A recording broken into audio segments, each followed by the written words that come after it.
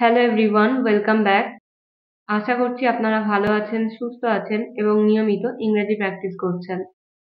তো আজকে হলো আমাদের অ্যাডভান্স ইংলিশ স্ট্রাকচার ক্লাসের ডে 95। তো আবারও এই ভিডিওতে আমরা শিখব 5 ধরনের real life advance English structure. এই প্রতিটা স্ট্রাকচার কিন্তু আমাদের জানা প্রয়োজন ডেইলি লাইফে ইংলিশে কথা বলার ক্ষেত্রে। তো ভিডিওটা আপনারা প্রথম থেকে শেষ পর্যন্ত দেখুন। তো চলুন আজকের ভিডিও শুরু করা যাক। একটা কথা বলবো, সেখানে যেও না। একটা কথা বলবো, তাকে তোমার জিজ্ঞাসা করা উচিত। একটা কথা বলবো, তোমার এখন ঘুমানো উচিত। একটা কথা বলবো, তোমার এখন বিশ্রাম নেওয়া প্রয়োজন। তো প্রথম স্ট্রাকচার আমরা শিখবো এই ধরনের বাক্যগুলো ইংলিশে কিভাবে বলতে হয়। এই প্রতিটা বাক্যে যে জিনিসটা আমরা সেম দেখলাম বা যে জিনিসটা আমরা কমন দেখলাম সেটা হলো একটা কথা বলবো। একটা কথা বলবো, এই কথাটা ইংলিশে বলতে হলে আমাদের বলতে হবে do I say one thing. Do I say one thing মানে হলো একটা কথা বলবো। তো এই টাইপের বাক্যগুলো বলতে হলে সেন্টেন্স স্ট্রাকচার হবে ফার্স্টে আমরা বলবো do I say one thing এবং শেষে বলবো সেন্টেন্স। তো আপনারা এবার যাতে ভালোভাবে বুঝতে পারেন তার জন্য চলুন কয়েকটা এক্সাম্পল দেখা যাক। প্রথম এক্সাম্পল হলো একটা কথা বলবো, সেখানে যেও না। একটা কথা বলবো, সেখানে যেও না। এই বাক্যটার ইংরাজি হবে do I say one thing, don't go there. Do I say one thing, don't go there. একটা কথা বলবো, তাকে জিজ্ঞাসা করো না। একটা কথা বলবো, তাকে জিজ্ঞাসা করো না। Do I say one thing, don't ask him. Do I say one thing, don't ask him. একটা কথা বলবো, তোমার এখন ঘুমানো উচিত। Do I say one thing, you should sleep now. Do I say one thing, you should sleep now. একটা কথা বলবো, তাকে বেশি বিশ্বাস করো না। Do I say one thing, don't trust him so much. Do I say one thing, don't trust him so much.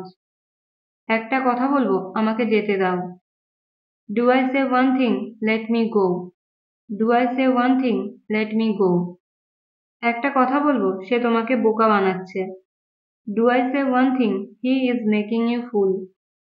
Do I say one thing, he is making you fool মানে একটা কথা বলবো, সে তোমাকে বোকা বানাচ্ছে। তো আপনারা দেখলেন যে এই স্ট্রাকচারটা দিয়ে কত সহজে এই ধরনের বাক্যগুলো বলা যায়। তো এই স্ট্রাকচারটা দিয়ে আপনাদের প্র্যাকটিসের জন্য একটা সেন্টেন্স, একটা কথা বলবো, আবার একই ভুল করো না। এই বাক্যটা ইংলিশে কি হবে আপনারা কমেন্ট বক্সে লিখে জানান। তো চলুন এবার দেখা যাক 2 নম্বর স্ট্রাকচার। কিছুক্ষণের জন্য আমার সাথে কথা বলো। কিছুক্ষণের জন্য আমি বিশ্রাম নিতে চাই। কিছুক্ষণের জন্য এখানে এসো। কিছুক্ষণের জন্য আমি ভয় পেয়ে গিয়েছিলাম। আমাদের ডেইলি লাইফে এই ধরনের বাক্যগুলো বলার প্রয়োজন হয়, আর আমরা এই ধরনের বাক্যগুলো কিন্তু অনেক বেশি ব্যবহার করে থাকি, রাইট? তো চলুন শেখা যাক এই ধরনের বাক্যগুলো ইংলিশে কিভাবে বলতে হয়।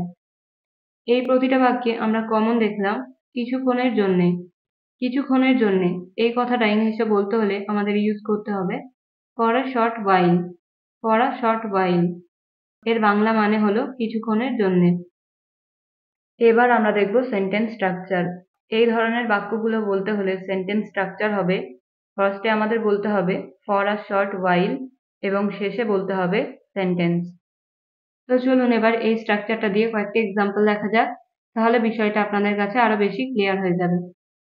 প্রথম এক্সাম্পল হলো কিছুক্ষণের জন্য আমার সাথে কথা বলো।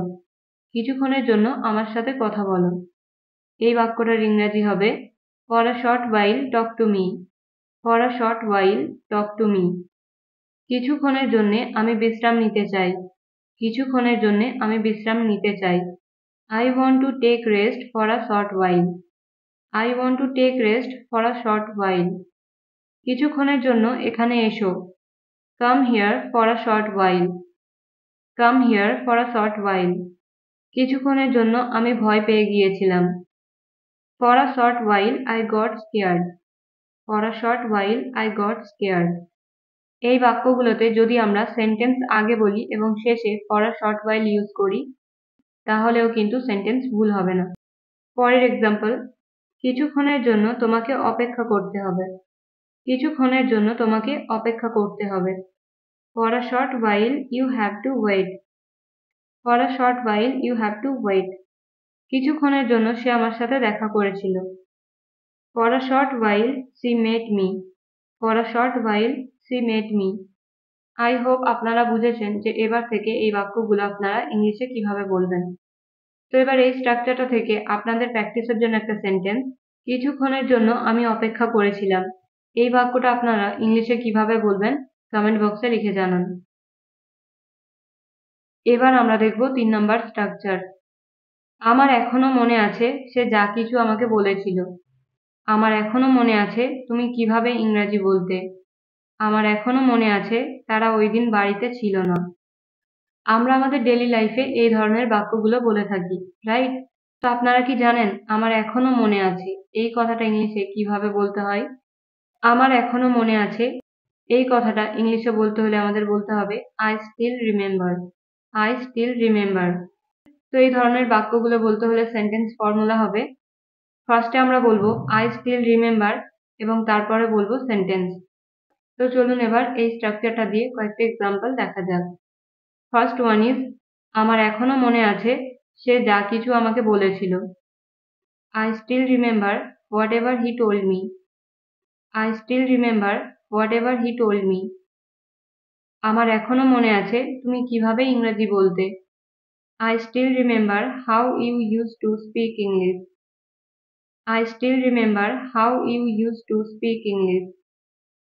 আমার এখনো মনে আছে তারা ওই দিন বাড়িতে ছিল না। I still remember they were not at home on that day. I still remember they were not at home on that day.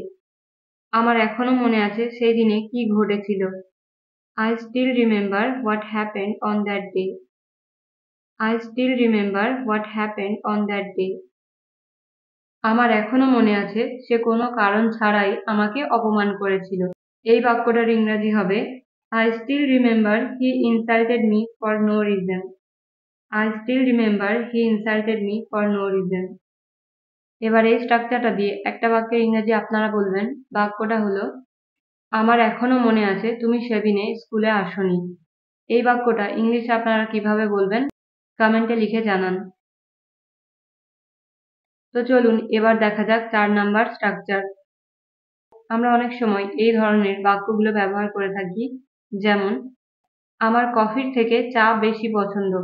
আমার ভাতের থেকে রুটি বেশি পছন্দ। রাজের ক্রিকেটের থেকে ফুটবল বেশি পছন্দ। আমার আপেলের থেকে আম বেশি পছন্দ। তো আপনারা কি জানেন এই ধরনের বাক্যগুলো ইংলিশে কিভাবে বলতে হয়?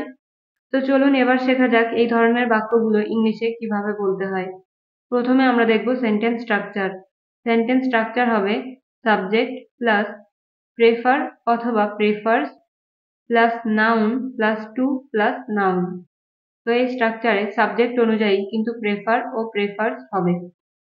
আর একটা বিষয় হলো আমরা এই ধরনের বাক্যগুলোতে যে জিনিসটা বেশি পছন্দ করি সেই জিনিসটার নাম কিন্তু আমরা প্রথম নাউনে লিখব। তো চলুন এবার এই স্ট্রাকচারটা দিয়ে কয়েকটা এক্সাম্পল দেখা যাক, তাহলে আপনারা আরো ভালোভাবে বুঝতে পারবেন। আমার কফির থেকে চা বেশি পছন্দ। এই বাক্যটার ইংরেজি হবে I prefer tea to coffee. I prefer tea to coffee. পরের এক্সাম্পল, তার ভাতের থেকে রুটি বেশি পছন্দ। He prefers bread to rice. He prefers bread to rice. রাজের ক্রিকেটের থেকে ফুটবল বেশি পছন্দ। রাজের ক্রিকেটের থেকে ফুটবল বেশি পছন্দ। এই বাক্যটার ইংরেজি হবে রাজ prefers football to cricket. Raj prefers football to cricket. আমার আপেলের থেকে আম বেশি পছন্দ। I prefer mango to apple. I prefer mango to apple.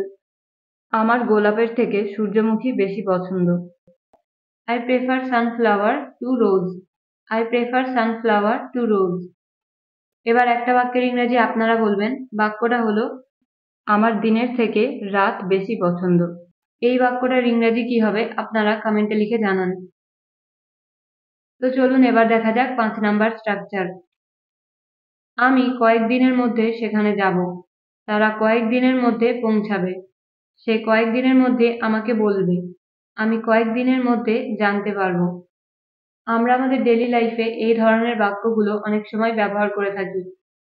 তো চলুন এবার শেখা যাক এই ধরনের বাক্যগুলো ইংলিশে কিভাবে বলতে হয়। এই প্রতিটা বাক্যে আমরা যে জিনিসটা কমন দেখলাম সেটা হলো কয়েকদিনের মধ্যে। কয়েকদিনের মধ্যে এই কথাটা ইংলিশে বলতে হলে আমাদের ইউজ করতে হবে in a couple of days. In a couple of days এর মানে হলো কয়েকদিনের মধ্যে বা 1-2 দিনের মধ্যে, রাইট? তো এই বাক্যগুলো বলতে হলে আমাদের ফার্স্টে বলতে হবে সেন্টেন্স এবং শেষে বলতে হবে in a couple of days. তো চলুন এবার এই স্ট্রাকচারটা দিয়ে কয়েকটা এক্সাম্পল দেখা যাক। প্রথম এক্সাম্পল হলো আমি 1-2 দিনের মধ্যে সেখানে যাব বা আমি কয়েকদিনের মধ্যে সেখানে যাব। এই বাক্যটার ইংরেজি হবে I will go there in a couple of days. I will go there in a couple of days. তারা কয়েকদিনের মধ্যে পৌঁছাবে। They will reach in a couple of days. They will reach in a couple of days. সে কয়েকদিনের মধ্যে আমাকে বলবে। He will tell me in a couple of days. He will tell me in a couple of days. আমি 1-2 দিনের মধ্যে জানতে পারবো। I will come to know in a couple of days. I will come to know in a couple of days. আমি তোমাকে কয়েকদিনের মধ্যে call করব। I will call you in a couple of days.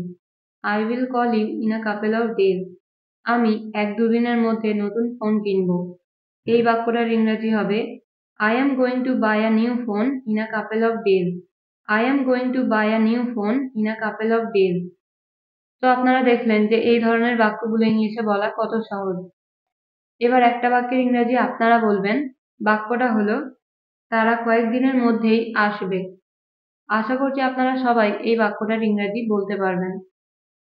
তো ফ্রেন্ডস, আমরা already এই ভিডিওতে 5 ধরনের real life advance English structure শিখে নিলাম। এবার আপনাদের কাজ হলো এই স্ট্রাকচারগুলোকে বারবার বাড়িতে প্র্যাকটিস করার। কারণ আপনারা যত বেশি প্র্যাকটিস করবেন তত বেশি আপনাদের মনে থাকবে এবং আপনাদের ডেইলি লাইফে ইংলিশে কথা বলা অনেক সহজ হয়ে যাবে। তো আশা করছি আপনাদের এই ভিডিওটা ভালো লেগেছে। আর এই চ্যানেলে এই প্রথমবার যারা ভিডিও দেখছেন তাদের জন্য বলে রাখি, আপনারা যদি এখনো পর্যন্ত এর আগের স্ট্রাকচার ক্লাসগুলো না দেখে থাকেন তাহলে আপনারা এই চ্যানেলের প্লেলিস্টে গিয়ে দেখতে পারেন।